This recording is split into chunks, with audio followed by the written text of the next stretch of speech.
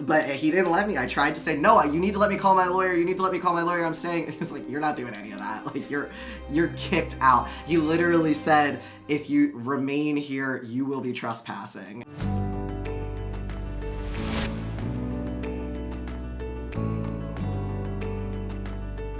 It's Dear Jane, Scott, and Marcy. Marcy, how are you? I'm good. Would you go to prison for something you believe in?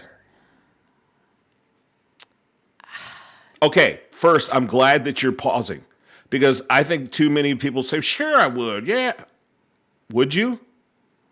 I think that's a really hard question to answer. It is. I have thought about this before. Living in Colorado, doing pro-life work, Colorado just keeps getting crazier and crazier. And so I actually have thought about it a lot. And thankfully it hasn't come down to that. But it's scary to think about, if I'm being honest. Right. No, I don't think personally I would have the courage to, I think, as I think about the question. Now, I do delineate something very, very important, though. For my faith, yes. Mm-hmm.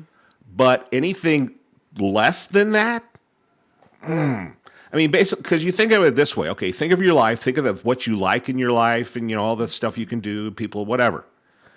And if your choice was you got to find a new job, let's say, or you go to prison, that's your choice. Just take a new job. Yeah. And you can avoid prison. Wow, I don't know. We are going to talk to somebody who has gone to prison for what he believes, and it's really interesting to think about if you're that courageous. If I don't know that I would have the same courage as Herb Geraghty. Yeah, I'm standing right now, but metaphorically, I was on the edge of my seat during this conversation because I just was struck by his courage, his emotional and mental fortitude, his outlook on it all. It doesn't seem like it's impacted his positivity or optimism or tenacity to be involved in pro-life, and that's so inspiring to me. And here's something else that'll give people cognitive dissonance. How about that term? That's good. How about an atheist saying things that convict two Christians? Yeah. That's part of today's episode as well. So it's really good. Herb Geraghty with Secular Pro-Life joins us today on Dear Jane. Fresh from the news headlines, Herb Geraghty joins us. You probably have seen him if you follow any kind of pro-life news whatsoever. You have seen Herb's name in the news. Herb, I feel like I should welcome you back to life. I don't know. That's kind of. I was alive in there, but. That's a good point. You weren't dead or anything, but but you're out of prison. President Trump pardoned you. So before we talk about how you got out, let's talk about how you ended up in prison. Tell us a little bit of that story for people who may not be familiar. Sure. Yeah. So in October of 2020, I participated in a rescue at a late-term abortion clinic in Washington, D.C. at the Washington Surgery Center operated by Cesare Santangelo. That place in particular is, I mean, all abortionists are killers, right? But that place in particular is just a house of horrors. I mean, they specialize in post-viability, late-term elective abortion. They advertise that on their website. And so this is somewhere that even pro-choice people, if they know what's going on in that clinic, they don't agree with it. And so what myself and some of my co-defendants were doing was reviving some of the strategies that were used before I was in the pro-life movement back in the 80s and 90s of physically interposing in a nonviolent, peaceful way between the killer and the victim. And so what that means is showing up to the clinic, either placing yourself in front of the door and making it so that people cannot pass by without committing violence against you, essentially, or entering the clinic and doing a nonviolent sit-in protest. And the reason that people do that, it isn't just, for a symbolic protest, right? Like, I'm in support of symbolic protest. I've participated in them. I think the civil rights movement used them to great success, and I'm very inspired by that.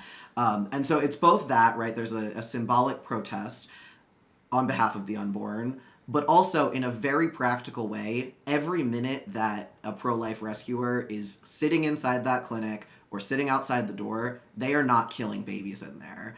And so a lot of pro-life work, which is great, which I support, is about saving lives sort of in the abstract. It's about passing laws and about creating a social safety net that helps women, and I am in complete support of all of that. But really what we're talking about there are potential lives being saved because of a reduce in the abortion rate. At a rescue, what we're doing is saving individual lives on an individual day in an individual place who were scheduled to die. And so that's what we were doing. We were doing a nonviolent sit-in. Everyone involved was sort of playing a different role. Some people were doing the nonviolent sit-in. Some people were outside. Really, I was outside most of the time, the actual abortion clinic, advocating to the mothers going in, offering them resources, providing them with whatever support they need to consider choosing life. And so some people were doing that. Some people were praying inside. Some people were chaining themselves to the clinic furniture to make it so that the rescuers could be in there for longer, with the goal of shutting down the clinic for the entire day. So then we all got arrested, right? You're not allowed to do that. So most of my co-defendants got arrested that day.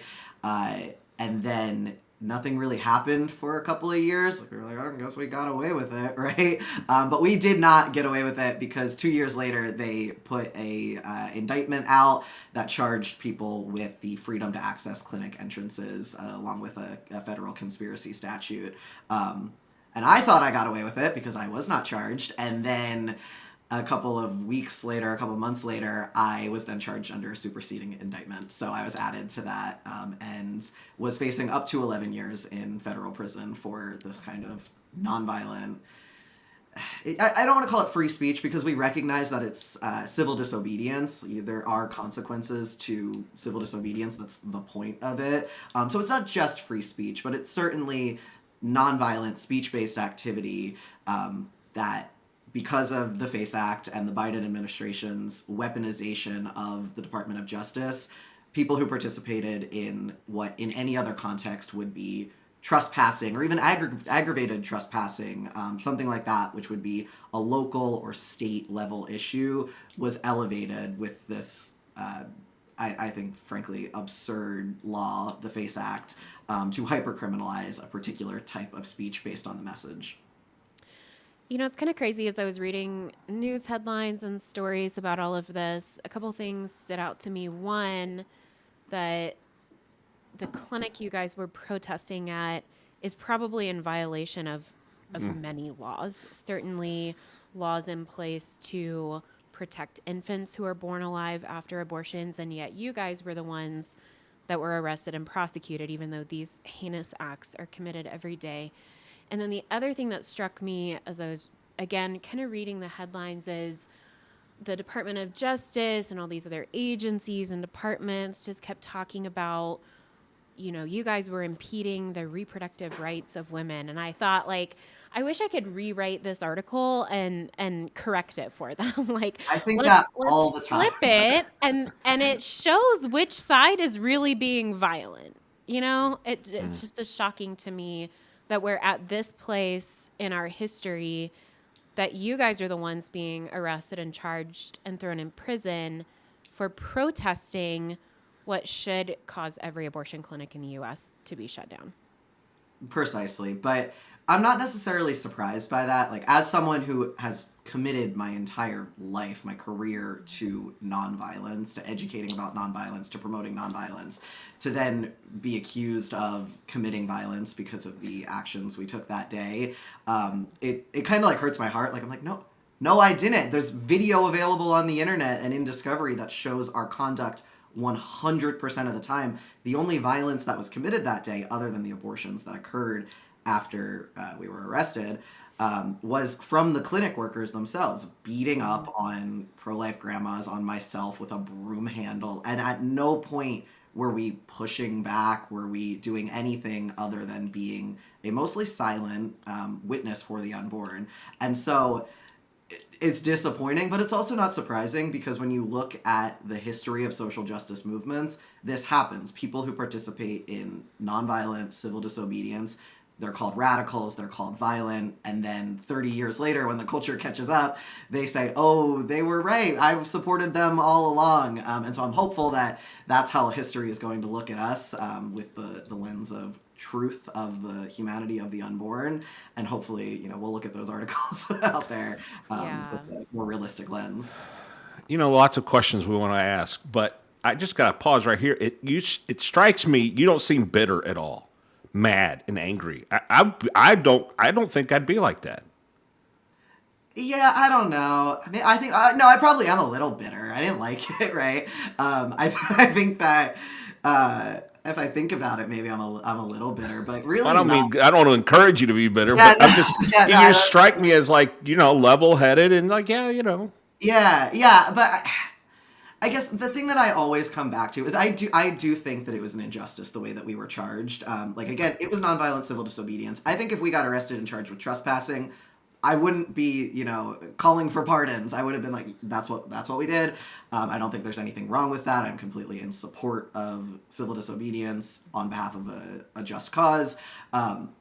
But in this case, I think I was a little bitter, especially when I was initially charged, because the way that they charged us, hitting us with that conspiracy statute, which was making us risk up to 11 years in prison. My co-defendant, Lauren Handy, she was sentenced to over 5 years.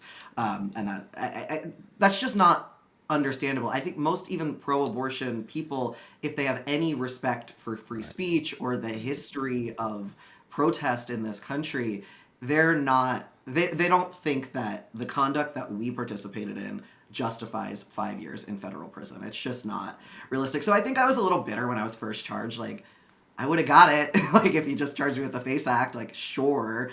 But ultimately, no. Because the whole time I was there, locked up, I don't think it helps to be bitter, right? And I think that ultimately, I don't like the framing of a lot of like pro-life media or conservative media when they talk about us, and they kind of frame us as victims. Like, I think it was unjust. I think it was bad.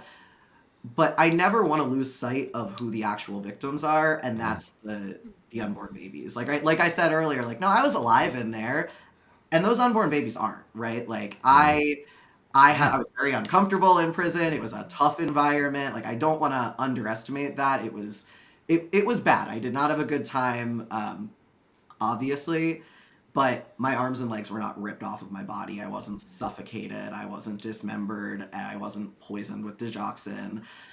I am still living. I lost about a year and a half of my life to this, but these babies lose their entire lives, right? So it doesn't... If I'm bitter about anything, I'm bitter about the lives that we weren't able to save. Man, you're more mature than I am. I mean, you're a pro. That's just to hear you. That's amazing, dude. That's very, very good for you. That's good stuff. So what was prison like? It was tough. And honestly, I've only been out for like a couple of weeks now. I'm almost 2 months. And so I haven't processed it at all. I'm probably traumatized and I just don't realize it yet. But I'm doing all right. But yeah, I mean, it was difficult. I don't want to talk too much about it again, because I am still processing it, but I don't want to tell other people's stories. But yeah, I mean, I had a lot of moments in there. I think it definitely challenged some assumptions I might have about other people who have committed crimes, including violent crimes, that when you get to know people just as people, that's what they are, right? And I think that a lot of us can judge people for having a criminal record, but then when I'm sick and I'm begging the COs to let me talk to the doctor at the jail and the doctor's not there, and I have to put in slips for it every day over the course of a week because I feel so ill. I think I had the flu, might have been COVID, I don't know, because they never saw me to give me a test. But anyway, I'm doing that And the people who are comforting me, I know are in there for severe violent crimes against other people, and they're sharing their illegal cough drops that they smuggled in, and they're, comforting me, and they're being kind. And I just think that there was a lot of moments in there that I am grateful for, when we're pro-life, it's because we're pro-human, we're pro-people. But I think even, the most pro-life among us, people who are compassionate, it's easy for us to still make assumptions about other people and to, just forget that these babies we are fighting for, we don't get to control who they grow up to be, right? Like there certainly are people who are incarcerated or who are formerly incarcerated who have done really, really bad things, and they were human beings when they were unborn children, and they are human beings now, and they continue to deserve respect, and fair treatment, and that's not what happens to a lot of people in both jails and prisons in this country. That's such a powerful perspective. I feel convicted Mm-hmm. listening to you talk. Just yeah, I had never thought about that perspective before, about just the other people in prison and how we think about them as well. If people did read stories about all of this, they may have remembered your name because you initially, I think, wanted to not accept President Trump's pardon. Can you talk to us about why that was and kind of what happened there? Yeah, I tried to. They kicked me out of prison, literally. I was ripped out of my cell in the middle of the night, and they said, "You're leaving." And I had already talked to my lawyer about this potential because Trump did promise to pardon us like a year or more ago on the campaign trail. And I am a Trump skeptic, so I was like, that would be nice. Sure, sure. Yeah, he's going to do that. Like, I was not confident that he was going to keep that promise. And certainly, I believe he said on day one, I'm pardoning them. And then day one passed, and day two passed, and day three. And I was like, okay, I'm sticking here. But I did talk to my lawyer about it because what we had been planning to do for a long time was to challenge this unjust law in court under the grounds that it's unconstitutional. And the reasoning for that is kind of like what I said earlier. It is this law that hyper-criminalizes a particular type of message based on the message, right? Like that's not in line with the First Amendment. And there has been an argument in the past, this has gone to the Supreme Court before. The argument was that, well, abortion is a constitutional right, and the federal government has the authority to regulate that and to ensure that people have access to that. However, with the Dobbs decision, it's clear now that abortion is not and was never a constitutional right. And so does it make sense for the federal government to legislate what should be local trespassing laws? I think no. And so I think we have a strong case, if we can get this in front of the appellate courts and eventually the Supreme Court if we have to, that the FACE Act itself, I almost want to say the FACE Act on its face is unconstitutional. And so that was my goal. That's what I have been planning to do for a long time. But if I got pardoned, that would make that very difficult. The government would be able to argue that, well, because you're not seeking immediate relief from something we're doing, then you don't have standing. Like people who follow the Supreme Court, like they've heard these words and have been frustrated by them in the past. And so I was worried about that. I didn't want to risk the possibility of losing this opportunity to take on the FACE Act head first. And so I was willing to, if I had to, stay in prison for as long as they held me there in order to bring it to the court. For me, they couldn't have kept me longer than November of this year. That was my release date. And I think likely I could have gotten out earlier or qualified for a halfway house. And so it's not like I was going to do a whole 11 years, but I was willing to stay in longer than I had to with a pardon. And so when they pulled me out of my jail cell and said, "You're going home," I said, no, I'm staying. You need to let me talk to my lawyer. I need to talk to him. We got to deal with this. My understanding was that I could reject the pardon, that I could say, no, I'm not accepting this, I'm staying. And the CO, who just was trying his best, just had no understanding of what I was trying to do. Like, he was like, You know, everyone in here wants to leave. Like, what are you doing? And I was like, I got a whole thing going on. Like, I don't need to explain my 5-year legal strategy to this cop right now. They But don't have that's a not, that's protocol for people who want to yeah, stay in prison. exactly. Yeah, this was like the first time that he had to have this conversation with anyone. But he didn't let me. I tried to say, no, you need to let me call my lawyer. You need to let me call my lawyer. I'm staying. He's like, you're not doing any of that. Like, you're kicked out. He literally said, if you remain here, you will be trespassing. And I was like, well, I'm not gonna do that. I'm not gonna trespass myself into prison, not at an abortion clinic. That doesn't make any sense. And so, no, thankfully I was going to. They were gonna just put me on a bus back to Pittsburgh, which is where my previous address was. But like, I didn't have the keys to get in. I I would have just been at a bus station in Pittsburgh, and so I was very lucky that. My sister happens to live in Philadelphia. I was housed in FDC Philadelphia. And so I was able to call her in the middle of the night, like, I'm not getting on this bus. You need to come get me. I know you have work tomorrow. At this point, it's like 1 a.m. And I was like, you need to come get me. She's like, what? Like, what? You're from prison? And she did. She showed up and I was free. That happened to be the night before the March for Life. And so I was able to attend the March for Life. That was kind of my first stop. I swang by my house to get some stuff, and then I was at the March for Life the next day. Which was not what I had planned. I planned to still be in prison right now. And so definitely it's been a whirlwind, and I've, again, not processed it, not adjusted, just still kind of going forward. Yeah. So then the pardon basically brings it all to a close. There's you can't appeal or anything like that. It just ends the whole deal.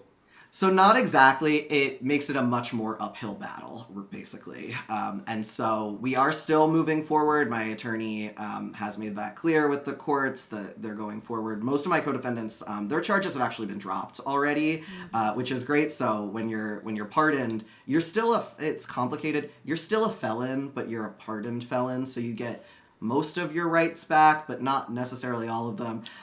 It's not really important, but the point is that when you are pardoned, there's some precedent that you can still bring a case forward, but it makes it a lot harder.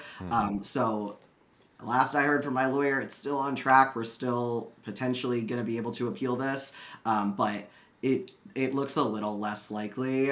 That said, though, someone else is going to do it again and is going to get charged again, and we're going to have another opportunity to bring this to the Supreme Court if we have to. Ideally, we won't, though, because we've seen from many members of Congress who are sympathetic to the pro-life cause and to free speech, a call to repeal the FACE Act. That would be ideal, that no one has to suffer this again, because that's really what I was thinking, that I don't want, if maybe Trump's not going to charge as aggressively as the Biden administration if people do this kind of conduct, but who knows who's going to be president in 4 years from now, and I don't want it to just flip-flop back and forth, people facing years and years and years in federal prison for nonviolent free speech.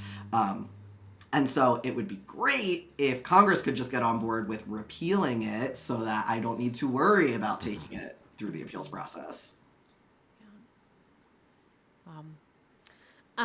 Tell us about what you're doing now that you're out. I hear you have a new role at Secular Pro-Life. Tell us about that. Yeah, so again, I planned on being in prison right now, so I got out and I was like, I gotta pay rent. Like, what am I gonna do? And so I was at the March for Life, which was a great networking opportunity, I guess, because I ran into Monica Snyder there, and I told her that, like, yeah, no, I have no plans for what I'm about to do. And we just kind of had a very informal conversation about what Secular Pro-Life needs and what kind of role I could fill. And so that was really fortuitous. I just happened to run into her, and they were looking to fill or create really a role that I think I would really excel in. And so, yeah, I have just, like, literally last week taken a job, started working for Secular Pro-Life, who I have admired the entire time I've been pro-life. Literally, I think I became pro-life when I was in high school, like adolescent, and I'm not religious myself, and so I remember literally Google searching, like, can you be an atheist and pro-life? And the first thing that popped up was Secular Pro-Life's blog. I clicked on that and I was like, oh, good, I can. I guess I will. And so I've admired Secular Pro-Life forever, specifically Kelsey Hazard, Monica Snyder, Teresa McCovanack, the board of Secular Pro-Life are like, if you asked me anytime in the last 10 years, like, who are your pro-life heroes? They all make the list. And so I'm excited now that, like, they're my bosses. So yeah, I am taking on this role and we're kind of making it up as we go. I had no time to support raise or anything because, again, I planned on being in prison. So we're just kind of taking it slow and figuring out what it's going to be. But basically, I'm the comms director. So everything other than social media, outward facing, is me. So I'm going to be doing a lot of events. I'm going to be participating in protests. I'm going to be doing speaking engagements, which I've done forever. And so now I'm excited to do them on behalf of Secular Pro-Life. I'm going to do media. I'm doing a podcast right now. I'm ideally going to speak to traditional media, all with the idea that I want as many eyeballs on the already good work that Secular Pro-Life is doing as possible.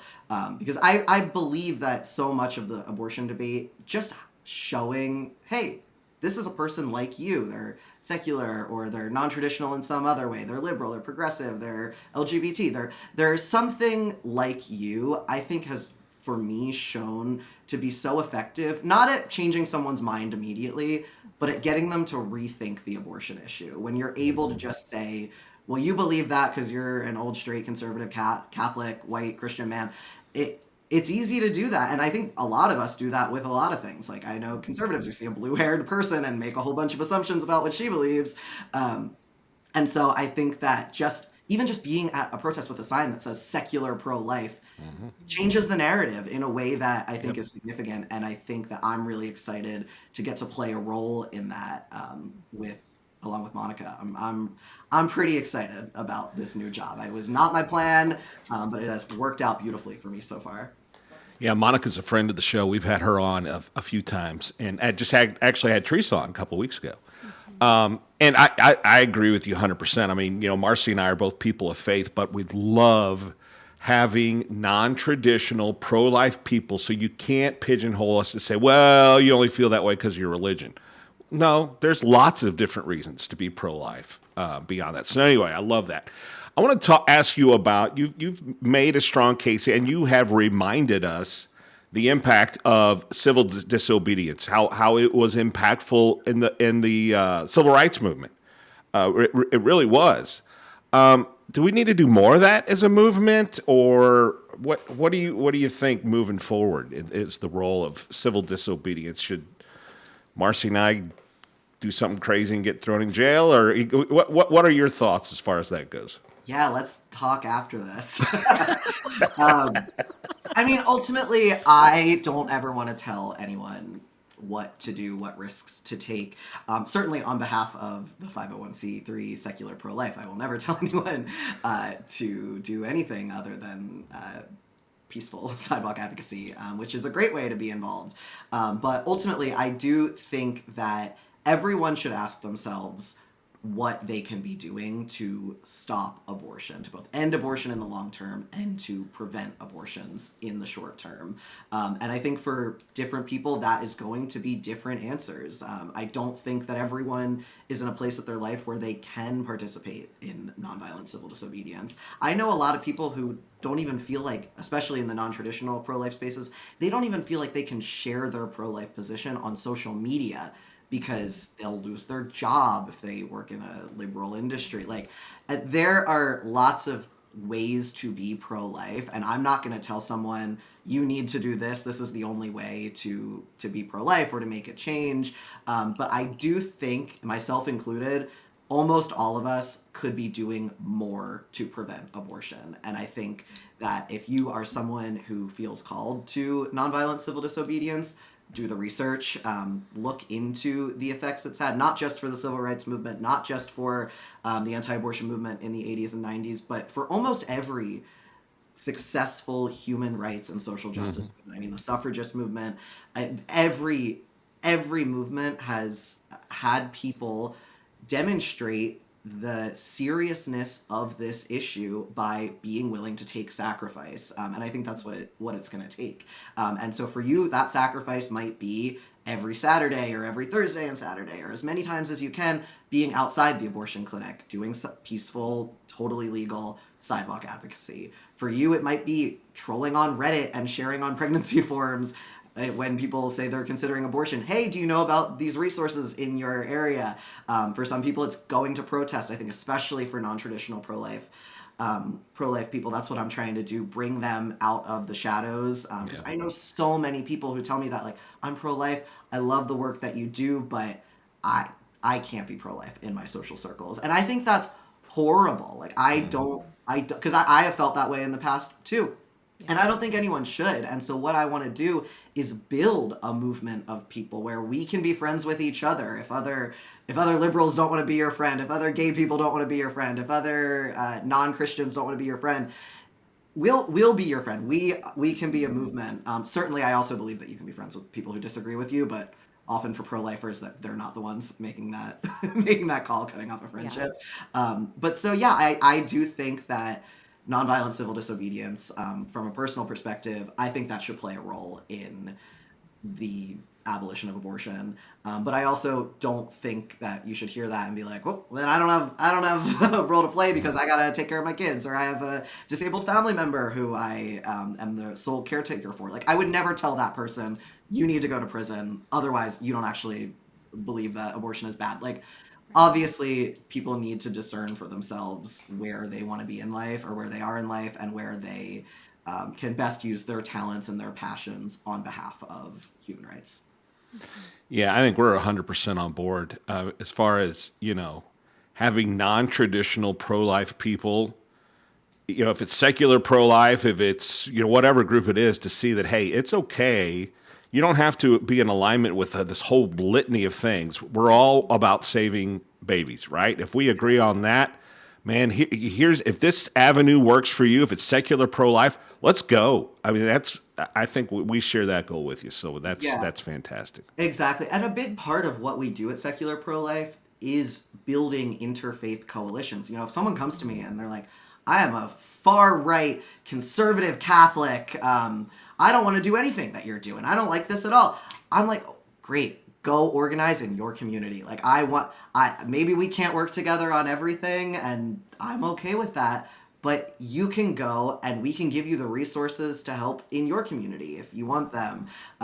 If someone comes to me and they feel at home with Democrats for life, I'm not necessarily a Democrat for life. I want to funnel them there and say, here are your people, get involved. I don't want anyone to feel like, and I think everyone in the pro-life movement should feel this way, right? That, like, I have the only way to end abortion, and so you need to do it. I think that certain people are just going to have a different comfort level, working on different projects and different things, and I just want people to be doing something. Like, I am so against pro-life infighting, like debates over if this tactic is more effective. This is because the vast majority of people, even people who believe that abortion is murder, if you ask them in the Pew poll, they say I'm pro-life. The vast majority of people do nothing to end abortion. And so if anyone, even if I think their style is not cool, even if I'm like, ooh, I would never hold a sign that says that, I would never organize in the way you do, oh, I don't like how that center is run,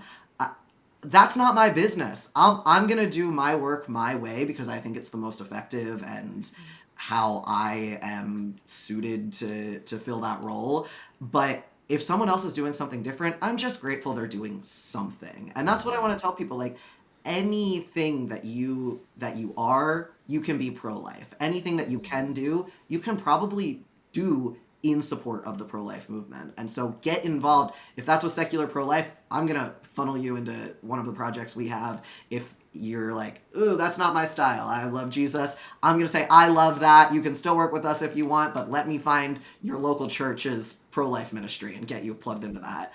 I just want people to be doing something. And people who are doing something, I want you to be doing more. Yeah. And myself included, I need to be doing more too. Well, you're certainly an inspiration to me and to all of us. I think anyone who gets to hear your story. I think what that last thing you said is so important, because the reality is we all have a realm of influence, whether that's a huge social media platform and we have tons of followers, or whether it's your next door neighbor or your friend group. And I love how Monica talks about, like, why should you be the one that feels awkward if everybody around you is sharing a pro-abortion opinion? Like, you should still voice your pro-life beliefs and get people to think, because most people have not thought about it. So I love the approach she takes, but the reality is all of us have opportunity to impact and influence people within our sphere of influence, no matter how big or small that is. And I also think people may not realize all of the different opportunities there are to be involved in the pro-life movement. I know when I was first getting started, I thought the only way was to picket outside of abortion clinics. And then I started looking into it, and it's like, oh my gosh, there's so many different ways to be involved in life-saving activities. So I'd encourage people to take to heart what you shared and get involved, whether that's in their community or in their online spaces or at a national organization or whatever it is. So Herb, thanks so much for being with us today. Tell people where they can follow you or follow your work, and maybe even support your work. Yeah, so I am just at Herb Geraghty on Twitter. Actually, X now. I was like in prison when it became X, I think, so it's still Twitter to me. But just at Herb Geraghty, you'll find me. Everywhere else, and also on Twitter, you can follow at Secular Pro Life. Very easy to find. They, I think, actually are making some of the best pro-life content out there, and I would have said that before I worked for them, specifically on TikTok. I think that they were some of the first people, along with the Equal Rights Institute, to really use TikTok effectively to get people thinking about abortion in a space that they weren't before, and that certainly is not friendly to pro-life beliefs. So follow Secular Pro-Life everywhere. All the social medias you can find at Secular Pro-Life. Yeah, and like I said, I did not have time to support Raise for this position. I just jumped in head first. So if you have the ability to donate, that would be much appreciated. You can find that just on our website, secularprolife.org/donate. Monthly donors make it possible. If you would consider that, you'd be my favorite person. You'll get a thank you card. But any amount always helps. Upcoming, like, I'm already planning events and they cost money, so if you like the work that we do and you want to support us and support me in this role, I'd appreciate it. secularprolife.org/donate. Thank you for letting me plug that. Yeah. Thanks for joining us today. Thanks for sharing your story. I hope it inspires a lot of people. I think it will. And hopefully, because of your story and because of your speaking and your involvement, more people will get plugged into the movement. So thanks. Thank you. Thanks again for listening to Dear Jane. You can follow along every day on social media. We're on Facebook, Instagram, and X. And make sure you also are subscribed so you never miss an episode on Spotify, Apple Podcasts, as well as YouTube. Ring that bell so you're notified and you never miss an episode.